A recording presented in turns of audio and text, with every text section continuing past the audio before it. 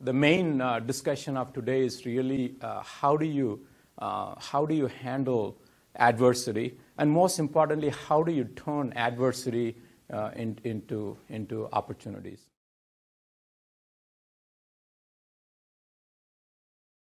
Way back in 2008, I went through one of the most difficult and challenging times because 2005 I came out of Chrysler. And then, like I said, I was doing a $5 million company. So immediately I have to scale the company to go to the size.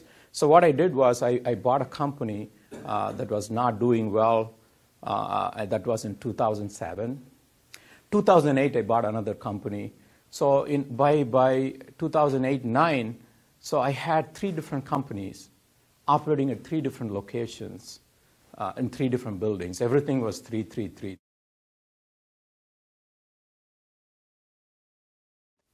Then I was launching a product. The Chrysler was my customer, and they gave me a go ahead that we're going to do a major project. So I was setting up all the things in there. So I went to India. I landed there. As soon as I landed, this Lehman Brothers news broke. And then by the time I came back, the America that I was seeing back then and when I got back was completely different. And one of our major customer, Chrysler, we have 60% of our business with Chrysler declared for bankruptcy. So which means everything, so we were so nervous to see if we would even collect because we have 60% of our business is coming from them. And with millions of dollars, risk of losing them. And then everything went for a tailspin. And then, the bankers started coming after me. Now they said, we're going to mortgage, we need to put a lien on your home. So they were coming back and all that. So what happened? So at that time, it struck to me that what do I need to do? Rather than me saying, oh my God, sky is falling, my life is failing, hunker down, go and get drunk and sleep inside the home. And I decided that I'm gonna turn this around. I'm gonna turn this sucker around. And how do I do that? So I just took a card. Every day I just put the freaking $ in front of my table. How do I make this happen? What do I need to do? So then I started really, really working hard. And then in the next 10 months, I really, really worked hard, call all the people I could, and then really came up with a plan. How do I minimize my expenses? What do I need to do to get going in the next 10 months? And then, by the time I could do that, Chrysler came out of bankruptcy. And then, believe it or not, Chrysler went on an upstick of growth right after that. And then I think I was able to ride along that growth. And then it completely wiped out everything. And then obviously I made a lot of money. And then more awards started coming. So then one organization called me the best young Asian American of the year or whatever, and Ernst & Young and all that, because every year we kept on growing. In fact, right after the setback, I received so many awards that now I don't even know how many awards I have.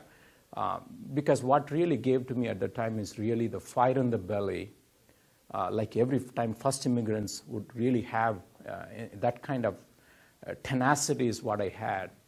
And I think that was one of my lessons I learned going through the process, is that sometimes when you do entrepreneurship, you can potentially lose everything. It's a very risky business, but at the end of the day, I think to me, the journey is still worth doing it. And obviously from there on, we've been growing well. And like I said, I have done so many things that I have not even imagined. Now I'm at a point in life where if I need to go and explain to my mom, I got to this, she can't even comprehend the kind of success that I have achieved.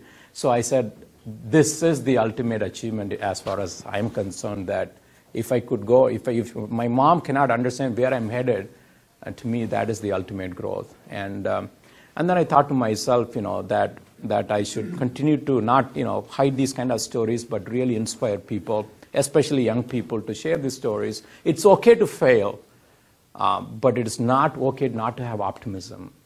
I know it is an optimist club, and that's why I wanted to talk about this topic. And it's easy to have optimism when the sunshine is there. It's easy to be optimistic when you have a boatload of money. It's easy to be optimistic when you are surrounded with friends and family. But it's a different ballgame when you don't have any one of them. What if it is gloomy and rainy, like Seattle, all year long, right? And what is it like when you don't have money? What if it's like when you don't have anyone to listen to you? How do you turn around? And to me, that is the most important thing, is really how do you be optimistic in the face of adversity? How do you be optimistic in the face of setbacks? To me, is really where the opportunities are. And I think I would encourage anyone to pursue entrepreneurship, and I think even this Optimist Club to pursue those kind of things.